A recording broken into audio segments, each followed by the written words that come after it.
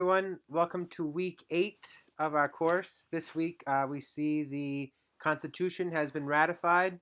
Washington is now President of the United States, and so we're going to be looking at the Washington presidency, the Adams presidency, and the Jefferson presidency. So we'll see the first 3 presidents of the United States and be looking at the politics of their presidencies and sort of the successes and failures of each of those presidencies.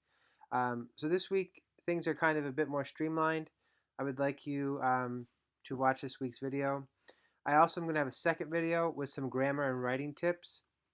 I've graded your midterm assignments, and so I've kind of pulled together some ideas that I have to sort of tighten up your writing a little bit better for your first writing assignment. So please watch that video, and then you can use those tips in your writing assignment that's due. I've moved the due date for your writing assignment to Sunday. It was originally Friday, but I'd like to give you a little bit of extra time to really tighten up the writing, make sure there's no problems with grammar and such like that. So you should read Chapter 8 of the Foner book. I also have some primary sources here. The first one is Washington's Statement of Neutrality.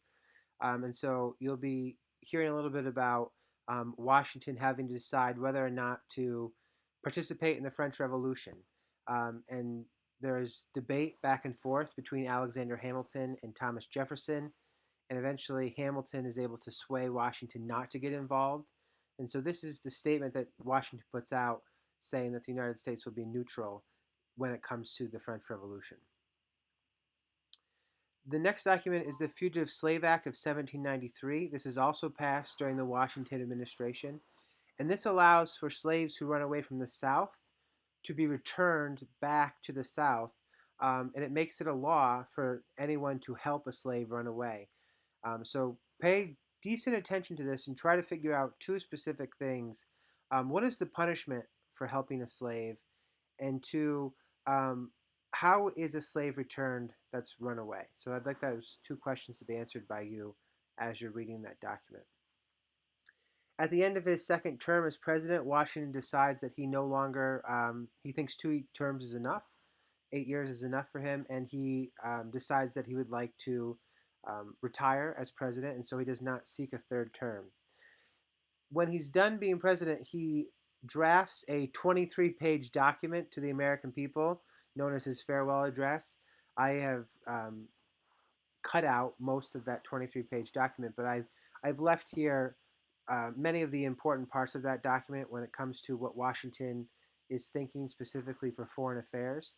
So pay very close attention to this because not only are we going to be really interested in this document this week, your final exam is going to sort of touch on this document. So I want you to keep this document handy and be thinking about this for the rest of the semester, about what George Washington's advice was for the United States when it came to foreign affairs and how the United States actually went about foreign affairs. So as you're reading this document, be able to explain what Washington thinks about foreign affairs and what role foreign affairs should have in the United States. But also, what does Washington think about political parties and what is his warning about political parties? The last document is called On the Equality of the Sexes, and this is written by Judith Sargent Murray in 1790. And in it, Judith Sargent Murray is arguing that women should be educated. And so I'd like you, as you're reading this document, to pick out the argument that she's making. She's making a very strong argument, and sometimes people get a little bit confused with it. I don't want to give it away to you right now. So take your time in reading this document, and we'll be discussing it a little bit more in detail, especially in the discussion forum.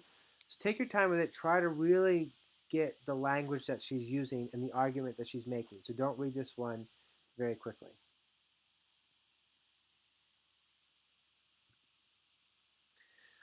This week there's no podcasts or things to listen to.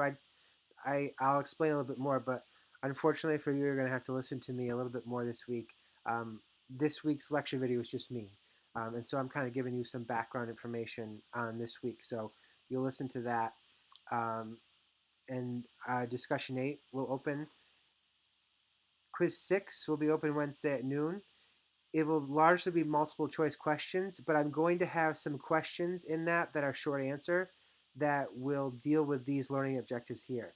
So do not take the quiz until you've read the primary sources and that you're able to do a good job of explaining them, because there's going to be some short answer questions that I want you to be able to address in that quiz. So it won't just be multiple choice questions. There'll be multiple choice questions and some short answer questions. The last thing, please submit your first writing assignment by this Sunday, March 25th. Um, if you go back to week 7, you'll see the assignment there. Just open that up. Again, this is the old due date. It's now March 25th. And so we're back to that question: was the American Revolution actually a revolution or not? And I will point this out to you. Extra credit: you can earn 5 extra points on your paper if you make an appointment with the Writing Center and have them edit your paper.